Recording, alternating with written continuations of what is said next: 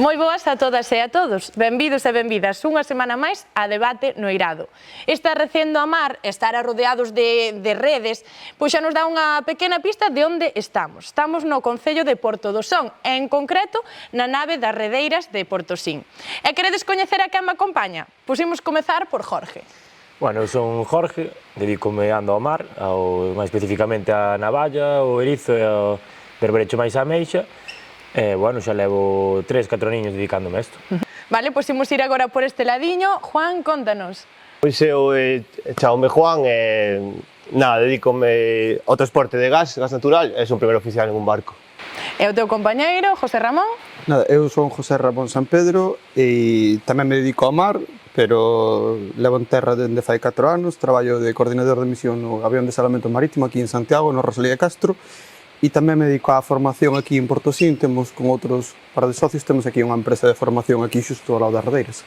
E a vir tamén unha compañeira vosa, Mercedes, que é a redeira máis nova desta nave. O que pasa que tivo un pequeno inconveniente e non puido vir. Pero bueno, que sepades que ao longo do programa imos ter presentes a esas redeiras. E agora xa feitas as presentacións, imos coñecer un chisco máis o voso concello. A parada de hoxe está conformada por algo máis de 9.000 habitantes. Uns veciños e veciñas que, como a eles mesmos din, de pequenos non mamaron leite, mamaron auga salgada.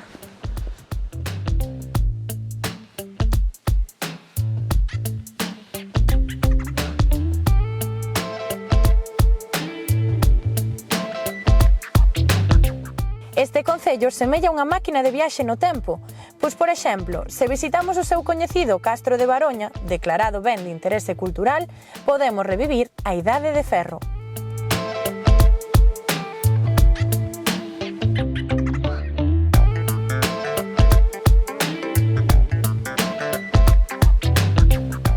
Conta tamén con lugares onde lembrar. Mais aló da súa fermosura natural, este espazo foi testemuña dun soado accidente e mesmo escena de cine.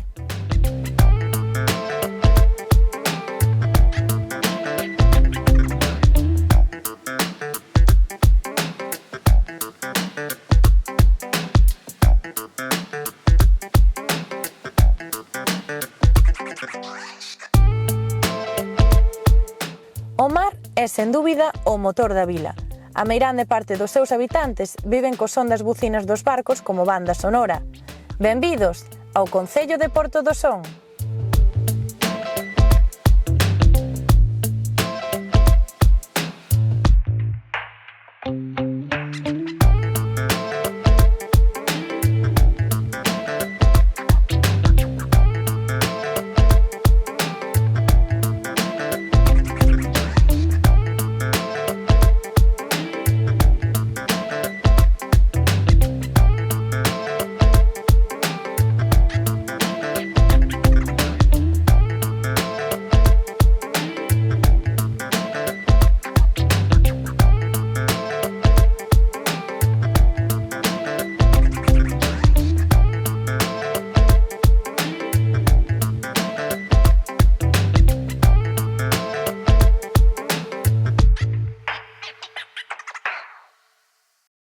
Agora xa coñecemos aos convidados e a vila na que estamos. Entón, vou comezar cunha pregunta ben clara. Que significa para vos o mar? Comezamos por aquí. Boa pregunta. O mar vida, non? Ao final vida, porque o mar foi nos pobos en Galicia, nas zonas costeiras é vida. Igual que no interior, a veces outros sectores, pero aquí é vida e sigue sendo vida. Non sei ti que opinas. Eu, o mismo, ao final, o mar xa non podemos ver só como algo do que sacar cartos, algo, é como parte da nosa identidade, ao final. Ao final, cando falas con xente, dices, wow, estou nesta cidade, moi bonita, pero non tiña mar. Sempre tiramos moito por ello. Creo que é parte da nosa identidade, xa só a parte do factor económico tan importante que non nos supón. E por aquí, Jorge. Eu tamén un pouco como din eles. Ademais, toda a miña familia dedicase a isto desde toda a vida, entonces un pouco aliciente máis de que significa vida.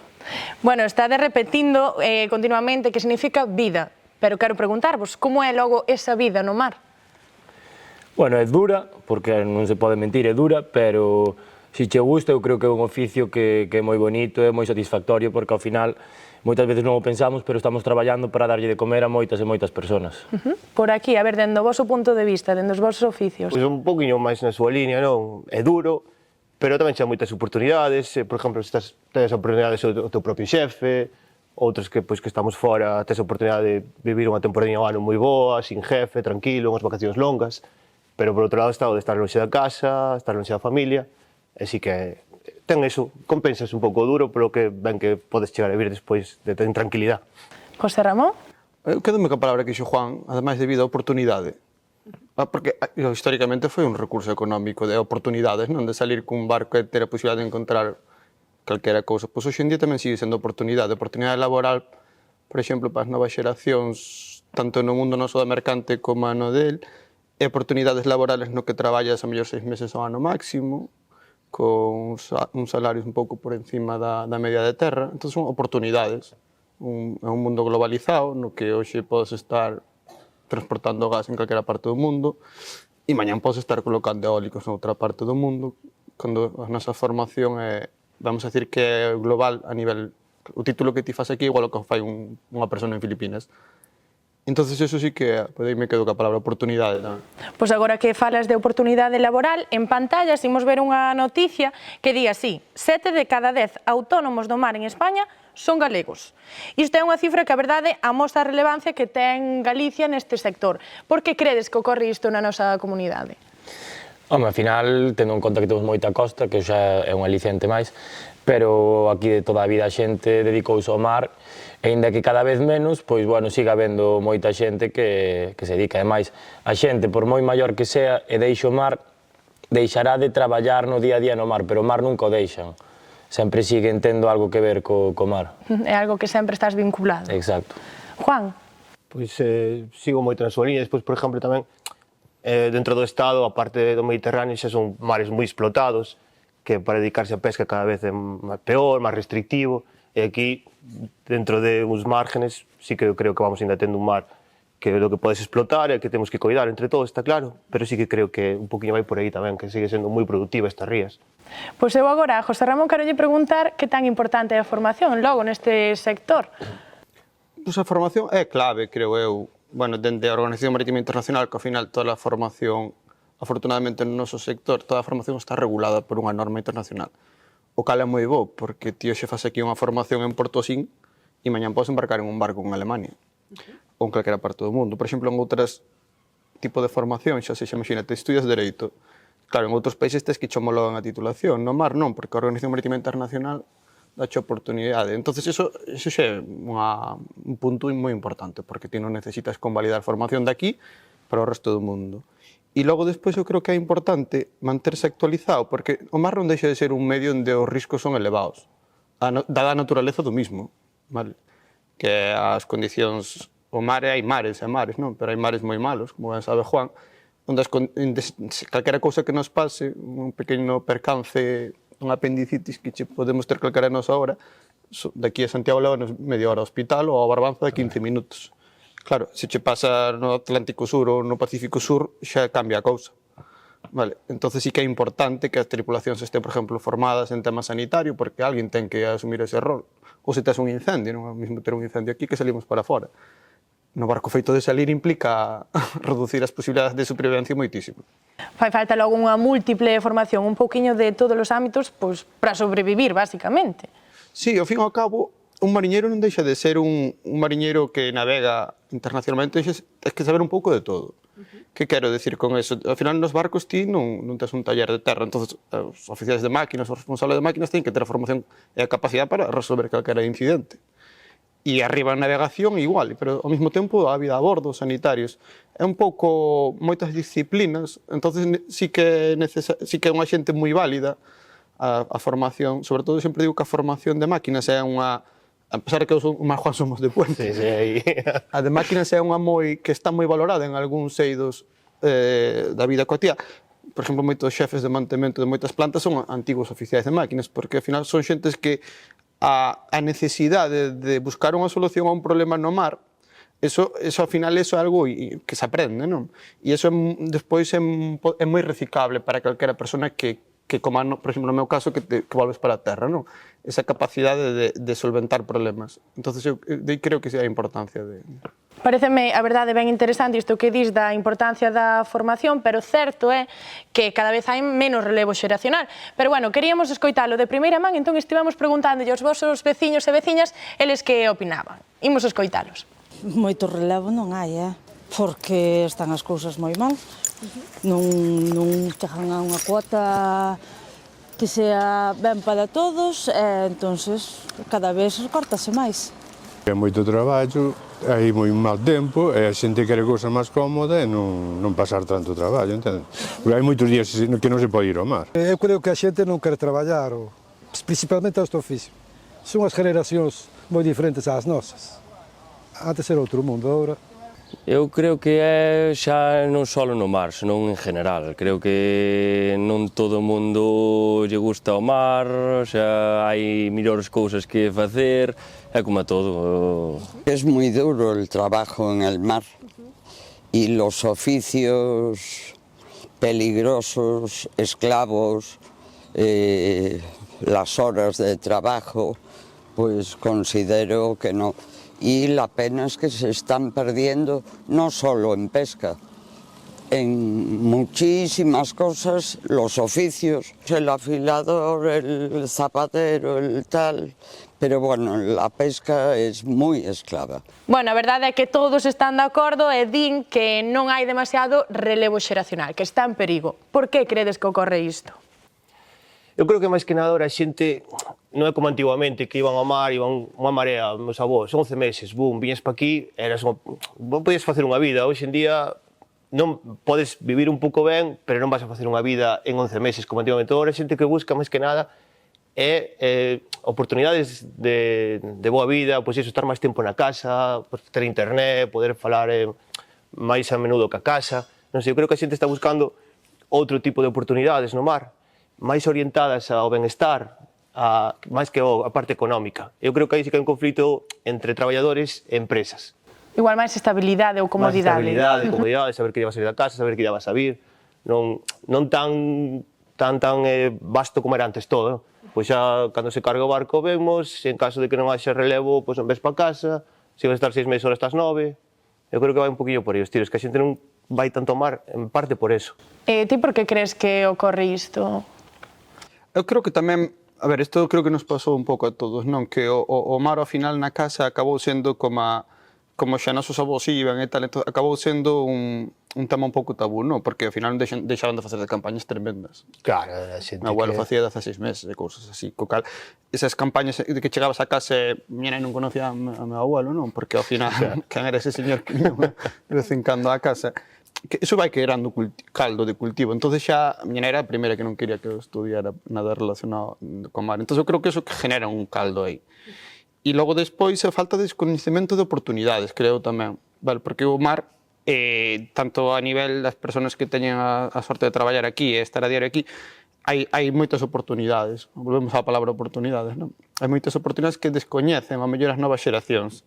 O sea, a capacidade de traballar nun porto galego con un régimen de traballo 1-1, quere dicir, 20 días ali, 20 días na casa, con un soldo por encima da media, ou duplicando a media, no mismo, máis ou menos, mismas responsabilidades en terra.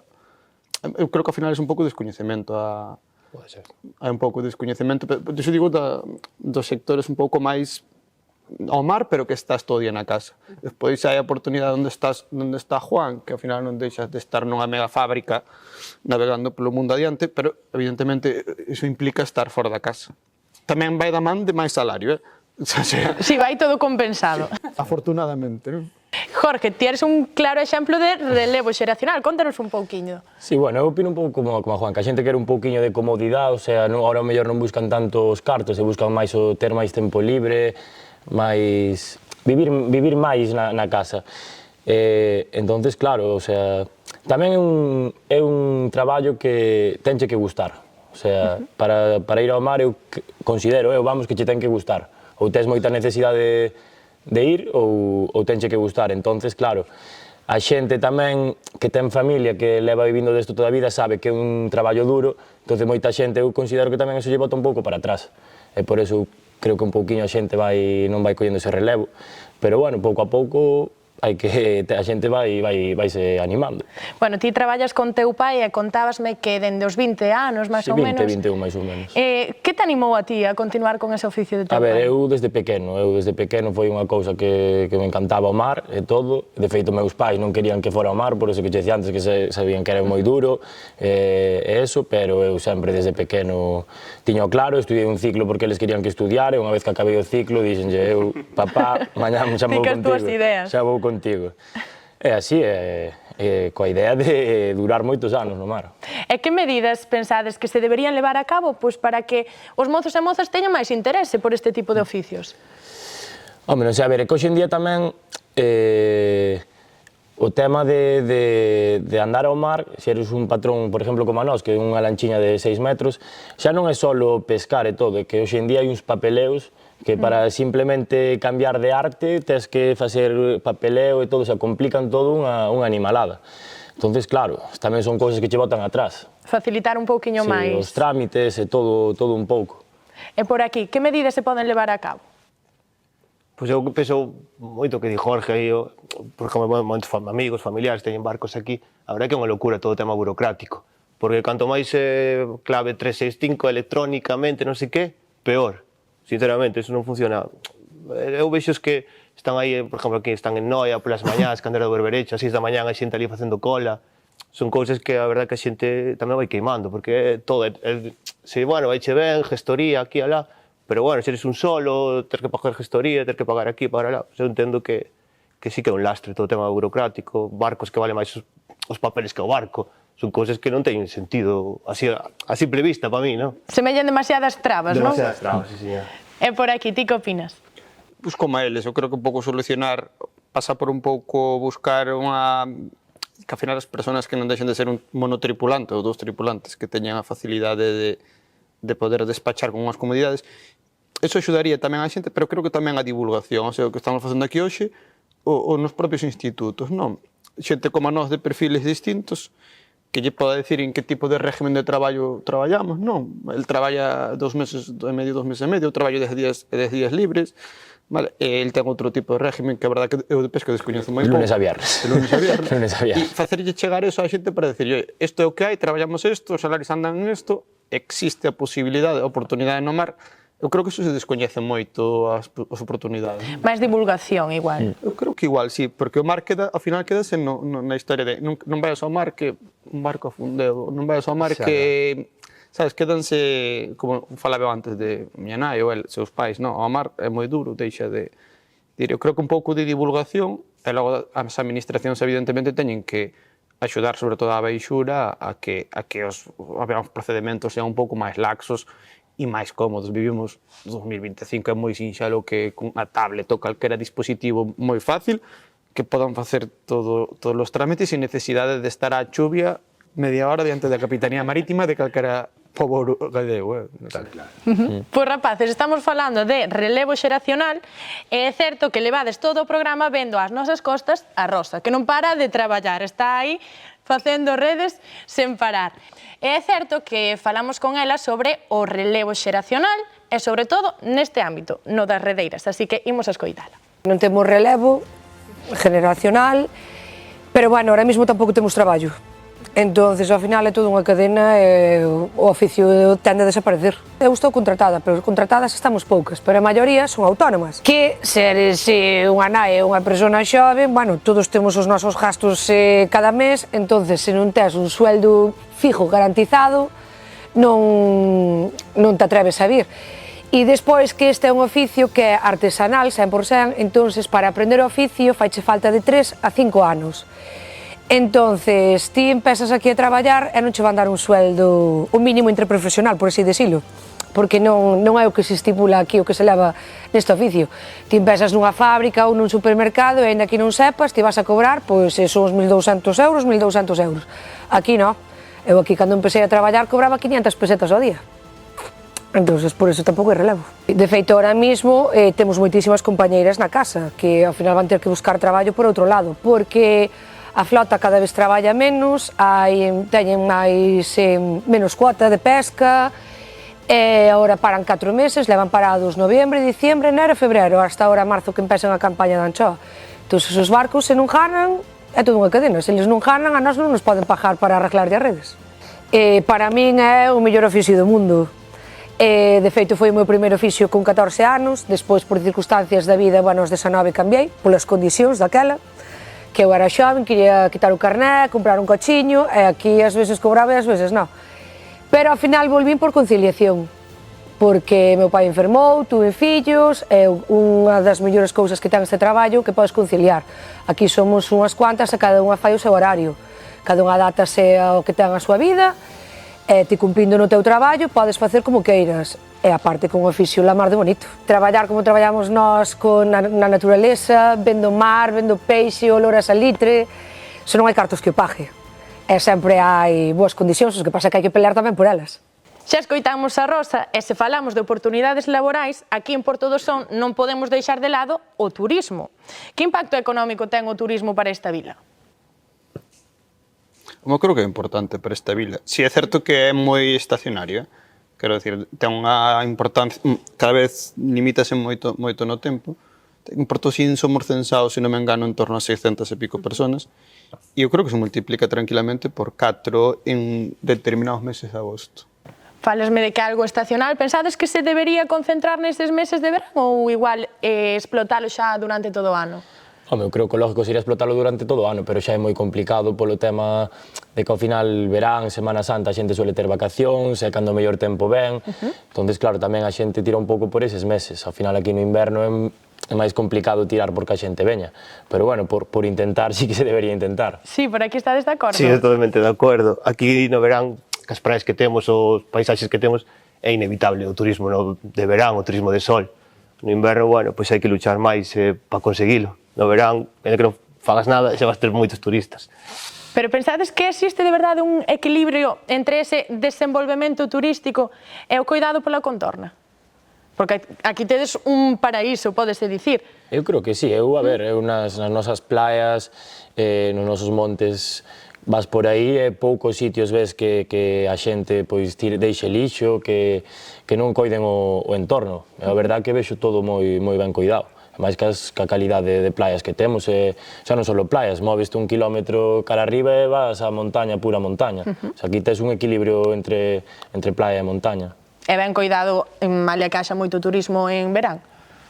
Sí, eu penso que, bueno, como todo, non? Nós, por exemplo, no inverno estamos moi acostumbrados a vivir con unha vida moi tranquila, aparcamos, vas a un café, aparcas diante do bar. No verán, pois, sempre tendes que queixarte un pouco máis, sempre tires por aí. Pero eu creo que sí, non é un sitio que haxa, macro urbanizacións, nin grandes hotéis. Eu creo que é un sitio bastante ben cuidado. José Ramón, ti de acordo? Sí, só que o que voto como habitante aquí, o que voto máis en falta é eso, que se repartira un poquinho máis, porque é o que decía Juan, porque temos unha mala costumbre de 10 meses ao ano de entrar no bar e que che poñan un café ao minuto, e como en agosto é que a veces é excesivo, ou aparcar.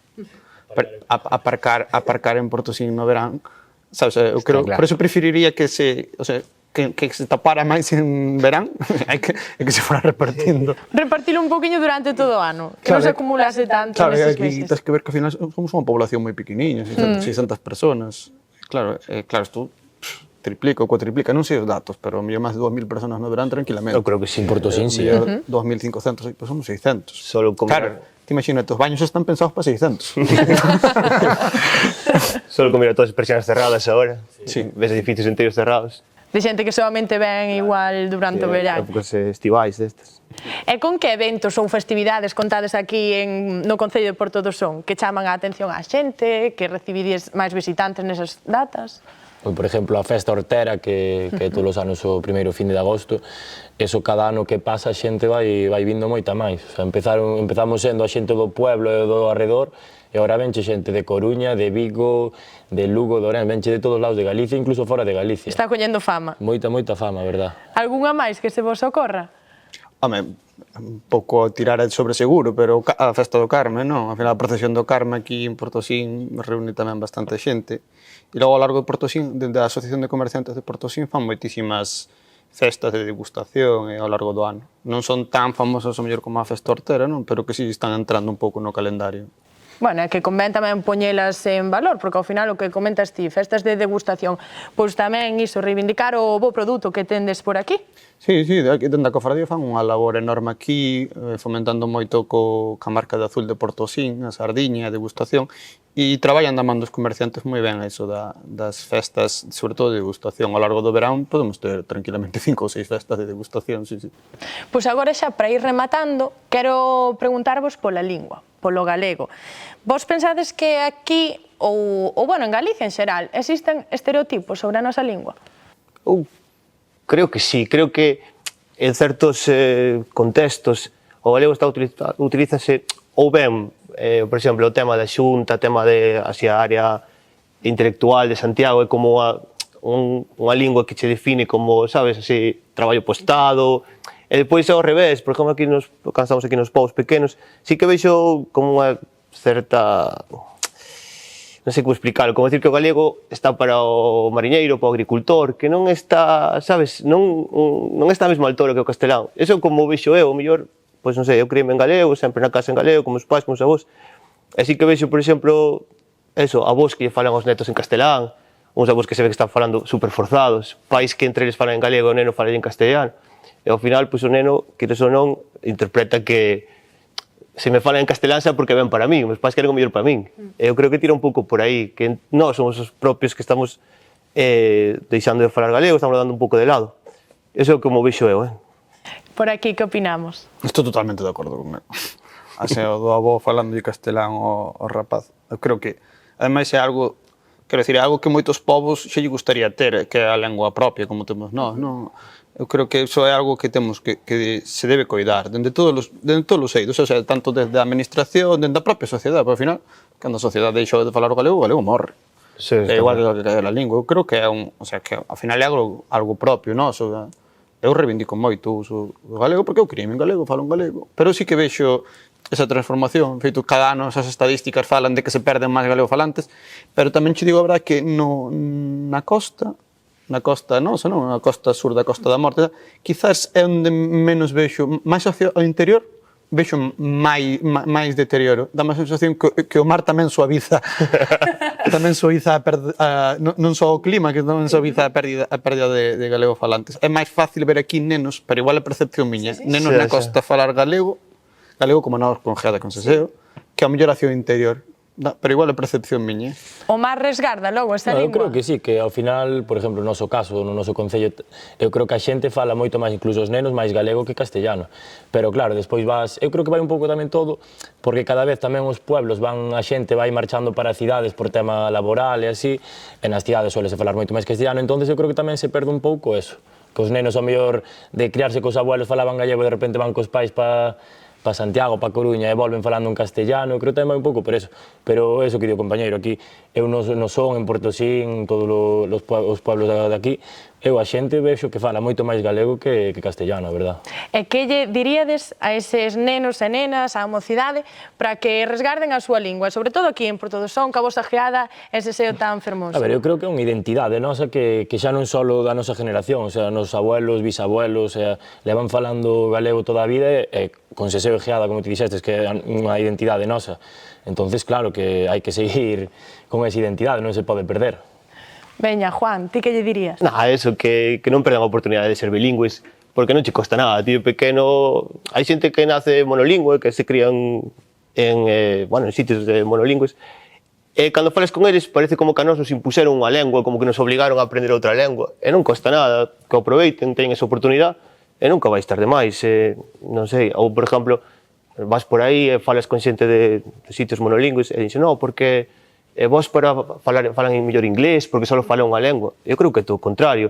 Se ti falas dúas de pequeno, eu creo que eres máis... é máis fácil aprender outra lengua. Máis riqueza. Sí, eu creo que sí, non costa nada, a mí non costou nada, non nos obligou nadie a falar galego. José Ramón, a última palabra. Pois eu estou totalmente de acordo. Se podes ter un superpoder máis, sabes? Por que vas a desperdiciar a capacidade de poder ter unha lengua na que comunicarte, como di un compañero meu catalán que leva anos traballando aquí en Santiago e os fillos, ele é catalán pero os fillos xa son galegos e el fala catalán na casa, entonces dixo, os nenos, claro, que a pandemia non foron a Cataluña, e eles creían, cando chegaron a Cataluña despois da pandemia, xa tiñan 5 ou 6 anos, e eles pensaban que o catalán era o idioma da tribu da casa. Sabes? Eu reivindico que o galego tamén é, ao final non deixa de ser o idioma da tribu dos galegos, sabes? O idioma, sínteste máis, sinceramente, cando estás navegando polo mundo, ti sábelo, cando un tripulante che chega un galego ao barco algo, parece que desafogas o feito de... Parece que che entende mellor, non? Sí, é o que decía Jorge, parte da identidade. Eu creo que é clave na nosa identidade. Eu creo que tamén, sí. Hai cousas que como que en galego sabemos expresar. Sí, a tribu. Sí, sabes, o sea, tes unha moza que fala castellano, hai cousas que...